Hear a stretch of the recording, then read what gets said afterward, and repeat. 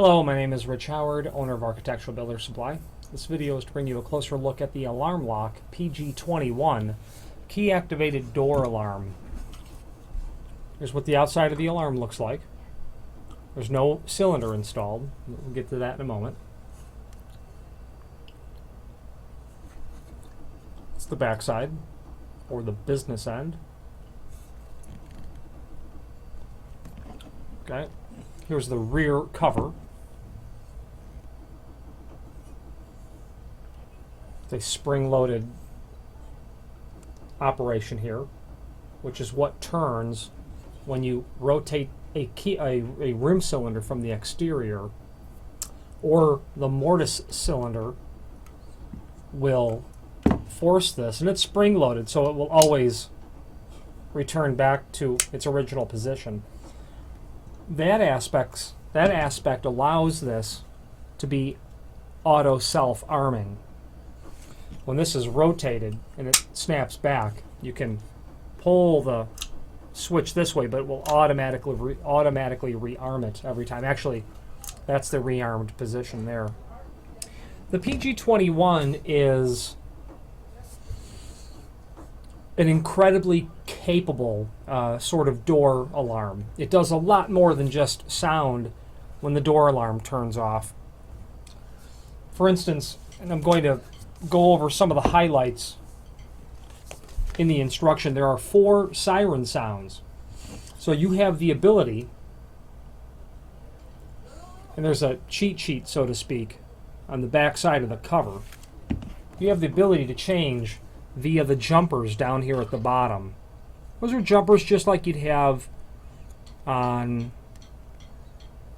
certain computer boards. If you were playing with computers a long time ago, you'd have to know about jumpers. And this here is the reset switch down here, or a clear switch. Okay, so modifying the position of the jumpers will allow you to elicit different sort of siren sounds, such as a sweeping sound or a pulsed siren, a siren with a 2-minute timeout, for instance. And I'm not going to go through every aspect of these instructions, and there's a link below this video to those instructions, because they're all there. There are 4 different alarm modes for a variety of applications as well, and those are on page 5 of these instructions. Okay, you can't see that because of the glare. There's the factory default, okay, which would be the highest security use, where it would monitor a single door. Rearms every single time, but has features on it like a 2-minute siren timeout, key required to exit and to turn off the off the alarm. That's required. Opening the door without the key will automatically have the siren will go off automatically, and you need a key to rearm it or to silence it. And then modifying the jumper settings will allow you to have variations on that highest security level, such as entry or exit door with the key needed. Okay, that wouldn't be standard. Required to enter and exit. Delivery mode, which is the instant non-latching alarm when the door is open. Siren turns off and alarm resets when door is closed. That would be what they call delivery mode. For delivery, the instructions on how to set that. 2-minute delivery door with non-latching alarm. No key needed to open the door without the alarm, but if the door is left open for more than 2 minutes, the alarm sounds.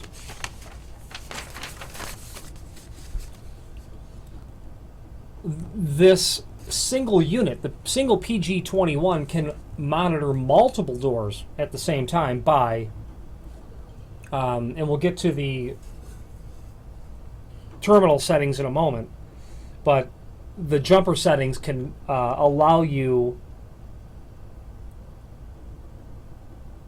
to have a different sound for each of the doors that you're going to be monitoring of the 4 siren sounds. You can have a separate siren sound for those different doors. There is a door ajar mode. You can enter or exit without a key. Door can remain open without alarm for length of delay time, and the jumpers, their settings on the jumpers allow you to define that delay time. If door is left open past the delay time, the siren will sound until the door is closed. Closing the door turns off the siren and rearms. No key required, just closing the door. There's an on and off mode. Manual arm and disarm. Manual arming mode would require the removal of the torsion spring here. This spring here, you'd have to remove this so that this did not rearm every time, so that that switch can be left in this or this position. And then you can also use it as a backdoor annunciator for use with the on-off mode when the unit is disarmed with a key. The PG21 will beep for 2 seconds when door is opened while disarmed. So you can basically use this also just to let you know that someone's come in. It'll beep for 2 seconds. Jumper 9 determines the volume of the chirp. This is an exceptionally versatile unit that does far more than just monitor a single door. Also in the instructions are a parts list. You can see here. And again, the link is below the video, below this video. You can wire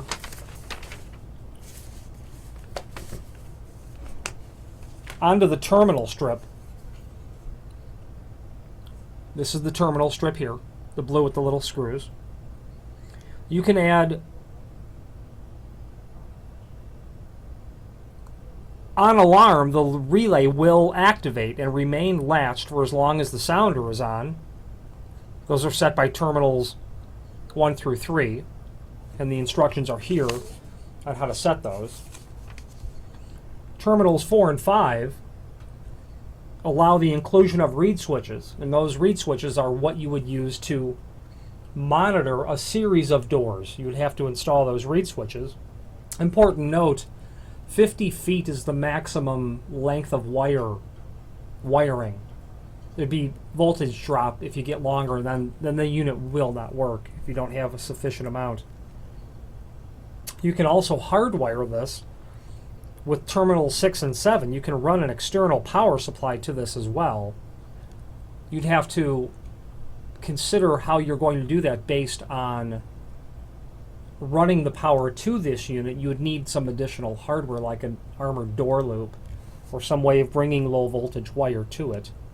You can have a doorbell with terminal 8 where you have a momentary on switch to activate the doorbell.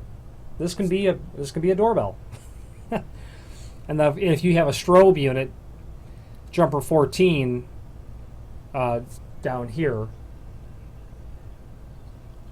and these are all marked as well. You wouldn't possibly be able to, but on the circuit board, those are also marked.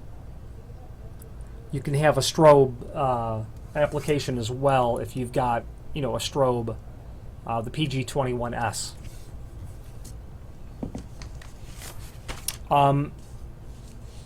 As you can see, this item does more things than a single person could probably use them for all at once.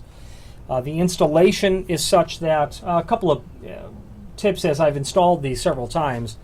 The jumper that's here has to be set based on what side the magnet will be on. So you've got to, right now it's set to this side, so your magnet would have to be installed over here between these lines.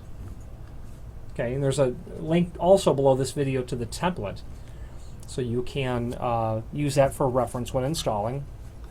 You will get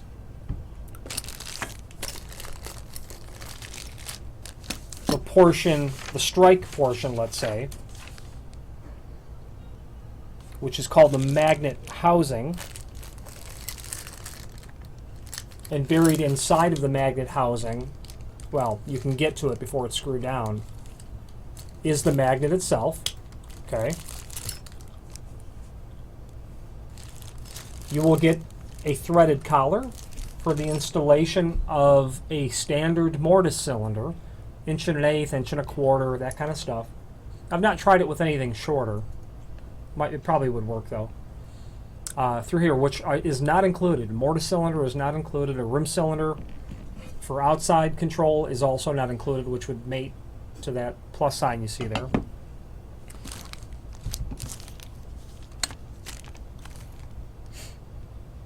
The locking arm, which, you know, the cylinder goes through with these 2 prongs. Got a mortise cylinder here.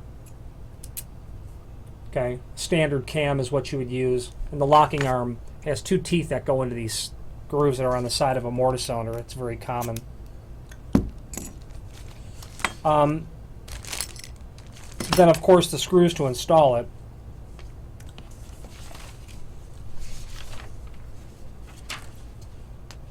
Field testing the unit. There's a section here to field test the unit to make sure that you've got it correct. The last thing is there's a tamper switch and a tamper screw. Okay.